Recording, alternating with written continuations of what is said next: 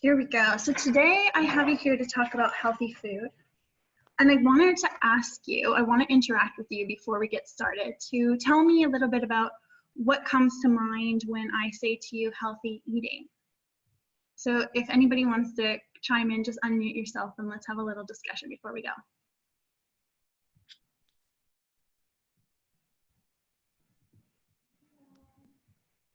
No volunteers? All right, well, I have here a couple pictures of some desserts that might look to you to be unhealthy. And the truth of the matter is, they're not. So they've been designed in such a way with ingredients that are actually really dense in nutrients and vibrant, healthy, organic from the earth. So we're going to get into this a little bit, but I want to give you a quick tip because a lot of people have this fiending sensation for sugars, and that's from our taste buds. So what we can do instead of putting in a bunch of white processed sugars in treats like this is that we can trade them for stevia powder. You can also use monk fruit or mesquite powder, but I really love stevia powder because it's just a plant that's ground up and has a very sweet taste. So this talk is going to be about maximizing experience through food choices. I'm actually part of Seeds as well. I like to point that out, and my whole position there is about health and wellness and making sure that the team is really in a dynamic space and that they're really involved with their passion and that they're eating healthy, they're thriving, and that they're living the best experience that they can. So here we go. So why food? So many of us have hidden diseases, illnesses that are keeping us from reaching our full potential. And so, you know, that could be anything from brain fog to fatigue to pain, anything that you can imagine that's going on with you right now that makes you less than 100%. So for me, that was actually extreme pain in my abdomen when I was very young. So I went to countless practitioners, and I was living in Canada, so we have very good medical system. And I had so many prescriptions that kept stacking on to eliminate the symptoms of the previous prescription. So I bet a lot of you can really relate to that, right? Because it's one medication after the other that's constantly trying to stop the symptoms that are being caused in reaction from the medication. So for me, I felt that this was really wrong, but I didn't know what to do about it. So I was in university, I could barely get through my classes because I was so tired and in so much pain. And it got to the point where I couldn't go to work anymore because of that pain in my stomach. So I went searching for answers. And what I found is that food has such a huge impact on all of the symptoms that are regularly reported to me. So this is anything from hormonal imbalance, this is autoimmune diseases, this is diseases, cancers, illnesses, you name it. And it can really kind of follow the train back to the plate, and you can see that you can make a huge difference. So a lot of people ask me what should they eat, and my opinion is that it's not up to me to tell you what to eat. So that's not how I ever present myself or my information. I'll just give you kind of, you know, the research, and then you can make your own decision, because my belief is that every body is different. But I've gone to like great lengths and taken a lot of time and energy to try to figure out what works for me. And then I share that as best as I can with everybody that comes into contact with me or that I'm working with. So the G-Bombs is a perfect place to start. This is you can look at this book, Eat to Live. It's amazing. I would highly recommend getting into it. So your greens are something that I tell everybody everywhere, definitely incorporate. These are something that can change your life and just eradicate illness, prevent onsets of illnesses, and eliminate and reverse illnesses. But a lot of us, at least in North America, we're not getting the amount of greens that we need. And I'm talking about dark leafy greens, I'm talking about spinach, I'm talking about kale, I'm talking about cabbages, broccolis, all of the green families that you don't see enough of on the common plate. So you really want to get those in. beans. Beans are an incredible source of protein and fiber. And a lot of us, so only 5% of us in America are getting the recommended dose of fiber. So that's a huge problem. And that's where we see a lot of autoimmune disease come from, because it leads to excess estrogen production, because fiber is what actually helps process the estrogen out of the body. So we are not getting enough fiber, we're getting extra estrogen, and we're getting a whole host of problems that are plaguing us. And when we go to the doctor, that's not what we're being told. So beans are a great way to get some fiber in. Onions are just nature's superfood. And I know that the yogic diet says to avoid onions, but that was horrifying to me whenever I learned that in the yoga philosophy. And it's not something that the research in health and nutrition has shown me to be true, because onions are fantastic and they just kind of are like a bomb, and they go in and they kill and destroy disease, and they kill and destroy bacteria. And you know, even a little tip that I can tell you about onions is if you have an earache, if you tilt your head and you just squirt onion juice in, that will get rid of your earache. So they're fantastic to have around. Most people have them in the pantry, so I highly recommend them. Mushrooms are nature's superfood, and if you can go and forage mushrooms, then you are in a good shape. But even just the common button mushroom has been shown to decrease risk of cancers. So get your mushrooms in. Berries have high antioxidants, and they're so superfood. So throw them in smoothies, put them in chia pudding, everything like that, and then seeds and nuts. So I just wanted to tell you this because this is one of the things that is most asked for me. These are your great cancer fighting foods. So this is a philosophy that's maybe a little bit controversial, and it's something that I really love to share with every presentation that I'm having. So you are what you eat.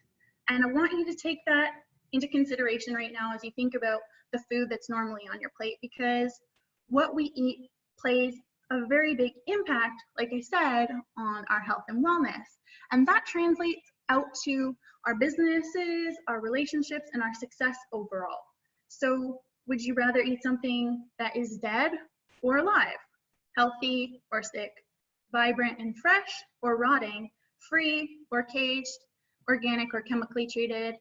Natural or highly processed? And when we think about this, when we're in the store, when we're purchasing our food, it's a really big eye-opener to see this is the kind of food that is good for me versus this is the kind of food that maybe isn't in best interest of my optimal health. So right here we have in the corner on the left, we have a foraged garden curry. And I actually collected all of the ingredients here in Bali from a local farm and put this together.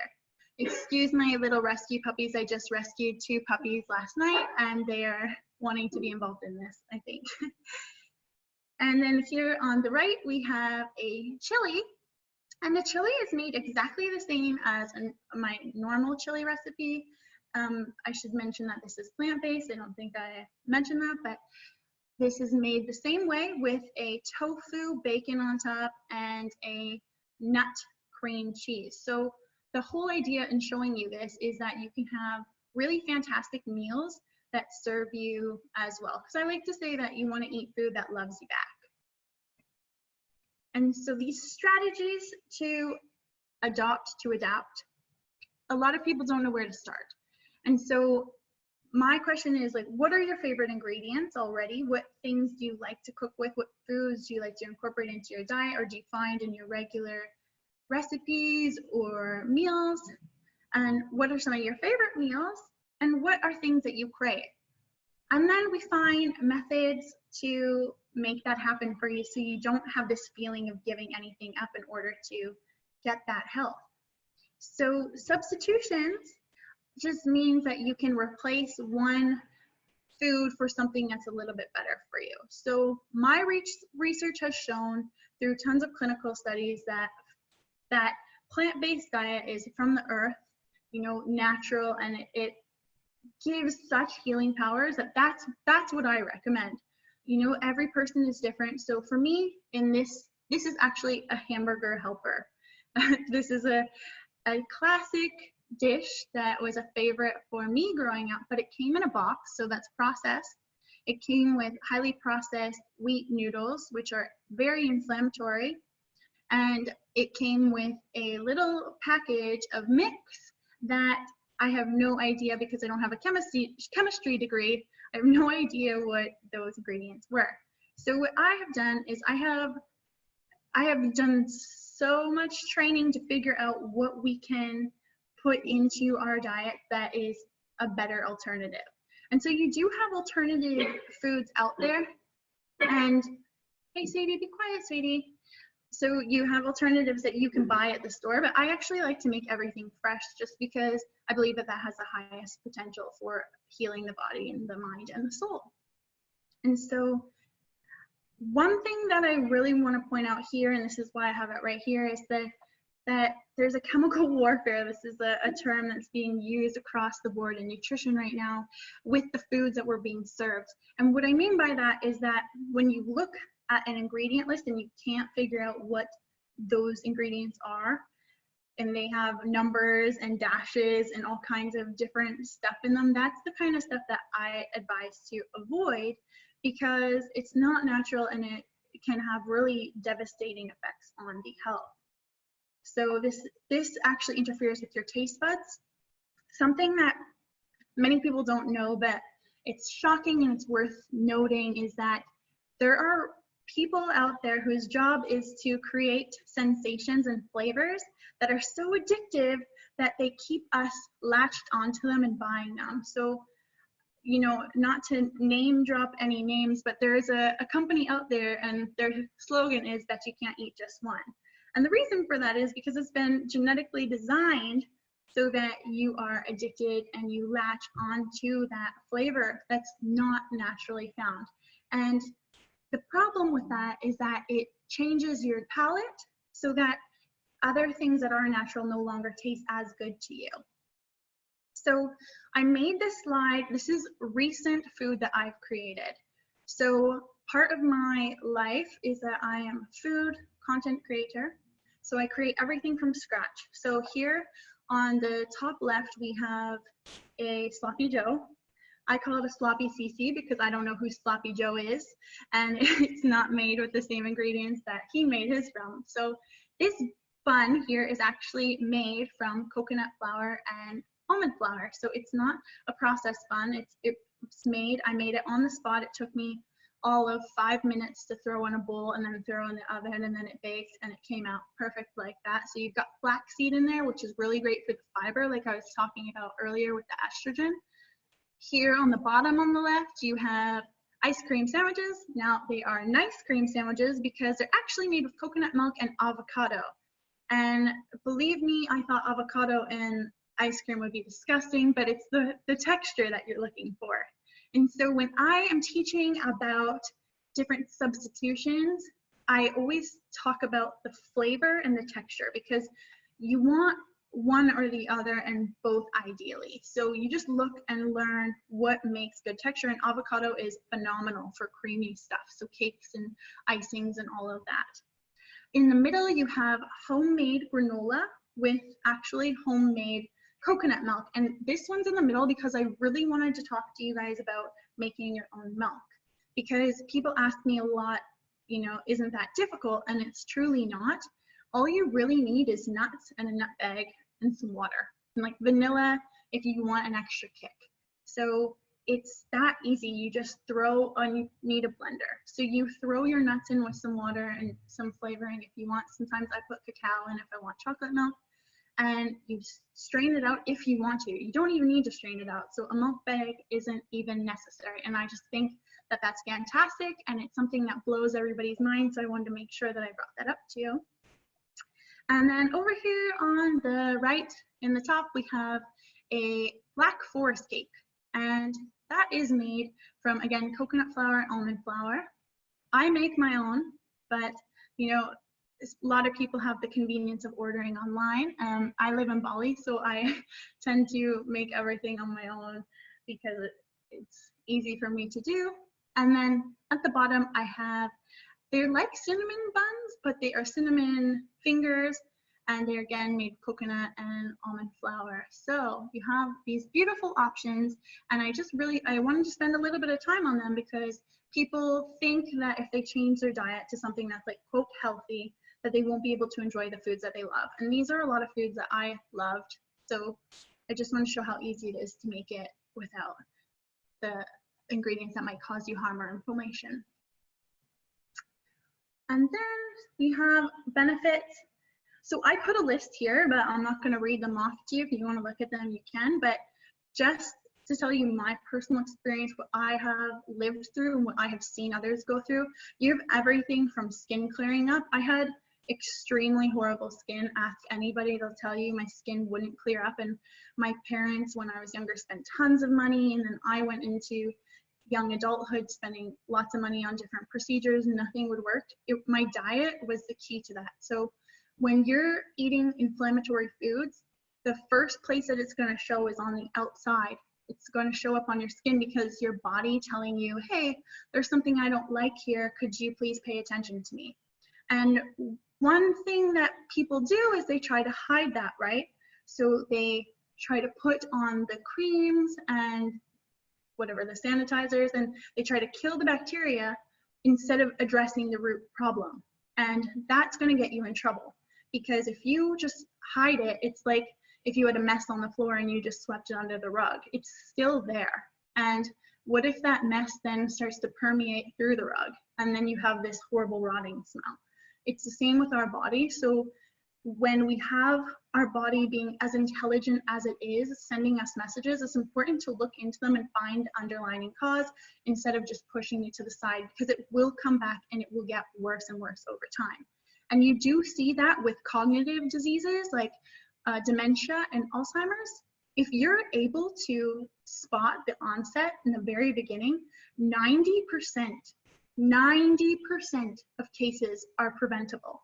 But if it starts to go on and you just push it under the rug, like I said, it gets to the point where the onset becomes so dispersed, you can't actually cure it. And that's why you see so many people that they might take all the medications that they're given and they might go through all the protocols. And I myself had family members go through this, and there's just no way to stop it at a certain point. You might be able to slow it, but if you were to address it in the beginning, you can prevent it. So that's pretty amazing example of what can be done when we're really taking attention to this. And so, I'm just checking the chat here. Okay. Oh. So then the other thing is that you have more empathy. This is one of the most crazy things for me, and I mean more empathy because you have a connection to your prefrontal cortex that otherwise is getting blocked off. So I'm going to put this so simply for everybody here, so you don't need a degree to understand, but when your belly, when your stomach, when your gut is inflamed, it's blocking off the sensors that are necessary to connect with your prefrontal cortex, which is your energy center for your empathy, which means that you're able to not only empathize with others, but yourself. So that might look like I'm making a decision today for myself, well knowing that in the future, it's going to affect me either positively or negatively, and choosing the positive for yourself. That's empathy for yourself. But when our guts are inflamed, it's cutting that system off, and we start to become really desensitized to that, and we can't connect with our empathy. And so that's why you start to binge watch TV, or you go for the bag of potato chips well knowing that maybe the strawberries would be a better option for you. So I really want to bring that into attention because it's something that's not so widespread knowledge, is that inflammation is affecting your brain and that therefore your decisions. So that's a big benefit. You have heart conditions start to be alleviated and the risk factors go down because your arteries are no longer clogged. And so arteries are getting clogged by trans fats and all kinds of processed foods going in there and stuffing up all of your mechanics so that things are not flowing through in the way that they need to be able to process out. So instead of being able to detox, you're just getting coagulated arteries that are holding in all of this junk and therefore inflaming your system, and then you're in constant fighting. Your body's at war constantly trying to remove this, and that's why you're feeling tired, and that's why you're feeling like you can't get up in the morning, or depression or anxiety, because our gut health is strongly related to our mental state and therefore our emotional state. So I like to say that when you're getting healthy, it's not just physical, it's emotional, psychological as well. A lot of people will find that if they have maybe depression, maybe anxiety, or any other psychological discomfort, dis-ease, that changing their diet is a huge way to make improvement really fast. So I'm going to leave that part there, and then the next thing that I want to say is, where do you start? And you can start anywhere as long as you're comfortable. So when I'm working with anybody that wants to make a change, it's not necessarily so important to make huge steps now, because that didn't work for me either. It's a lot to do with your cognitive disposition. So if you are somebody that can jump right into a cold pool and you don't have to think about it, and you're just gonna go for it and accept the consequence, that's great. Maybe you can just go full in and take on an action plan that's changing your diet immediately, and that's wonderful. But some people, they might want to take it one step at a time.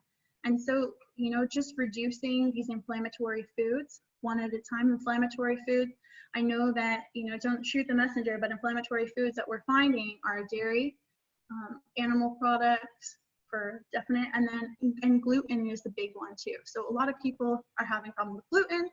And before I go off on another side road, I want to say that gluten is getting a lot of flack, but it's actually a lot to do with the chemicals that are sprayed on our wheat products that are inflaming our gut. So it's actually the chemicals that are going in there, binding with the gluten, and then having this very extreme inflammatory response.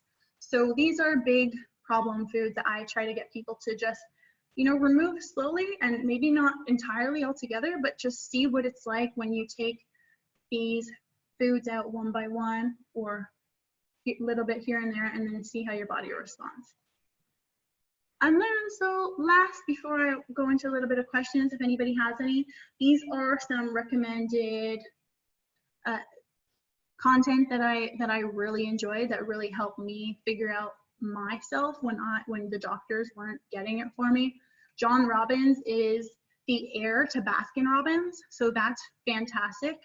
He has come out and, you know, he dissociated himself from his family heritage because he believed that dairy was inflammatory, and in the end, as his father was dying, he agreed with him and you know, was able to reverse his diabetes, well, not reverse, but able to prevent and downsize his diabetes by taking John's advice in this book, Diet for a New America.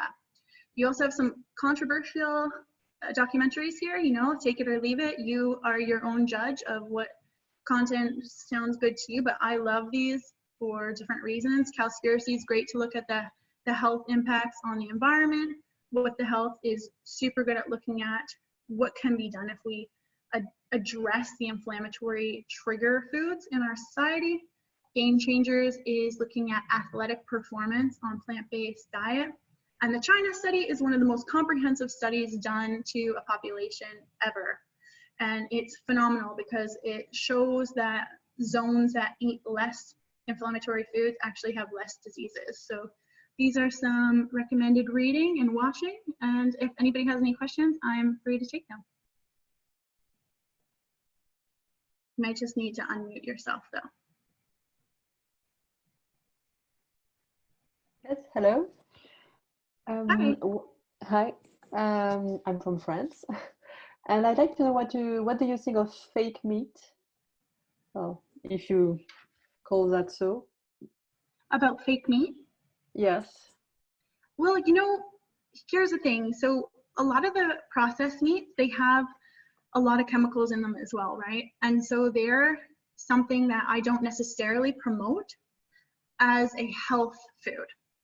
I like to make all of my own stuff. So I make my own patties, I make my own sausages, I make everything myself, but I know that not everybody can do that. So I always say check the ingredients. If there's something on there that you don't know, then there's a good chance that it's not great for you. However, environmentally, if you want to look at it apples to apples, fake meat is better environmentally because it takes about 90+% less energy, less water use, less land use. So if if environment's important to you, then it is a better substitution that way. Thank you.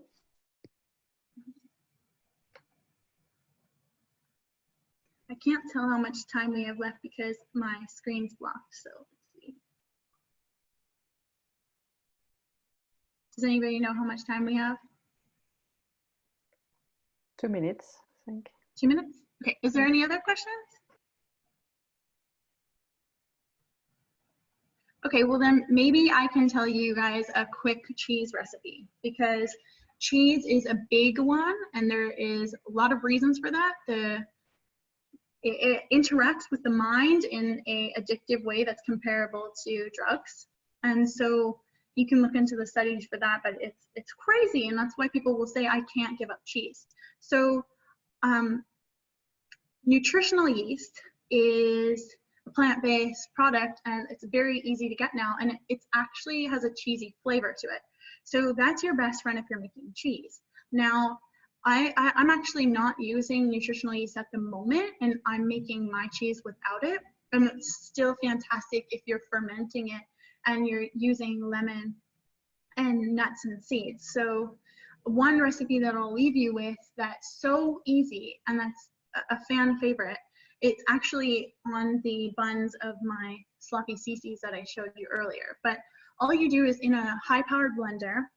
If you're lucky to have a Vitamix, I'm so jealous because I live in Bali and I don't have one right now. So if you have a high-powered blender, it's better. But you just put some almonds, some water, some lemon juice or apple cider vinegar because you just need the citrus, some salt, and that's it. You can add in garlic if you want. I always add in some fresh garlic because garlic has really good antibacterial properties, especially when it's raw. So in this case, I eat the final version raw a lot. So you just blend that all together. And if you want, you can add some nutritional yeast. And I'm not giving measurements specifically because it's really up to you how you want to flavor it. So you just start off with a little bit of nutritional yeast, maybe like a teaspoon or a tablespoon, depending on how many almonds you're using, and just trial and error. It's just blend it up. And you're just going to keep adding a little bit of water, little bits of water till it becomes kind of like a spread. So if you want a cream cheese, you're going to make it spread. And if you don't want it to be so smooth, then you can just keep on pulsing the blender and you'll get kind of this chunky mixture that I also use sometimes, and I use it as a spread. Or you can bake it in anything and it has a really delicious cheesy flavor. So I hope that I can actually, if anybody wants these recipes, I can link them in. But here on the end of my slide, this is ways in which you can connect with me. All of my recipes are free if you go to my website, ceceheart.com, CECE heart.com. All of my recipes that come out, you can go through there to link to my recipe page, and they're all free. You can connect with me on Telegram. My handle is The Love Witch, and connect with me on Instagram or Twitter, where I post links to the recipes and different shows and podcasts and things that I'm appearing on to give more kind of this kind of information. So thank you, everybody.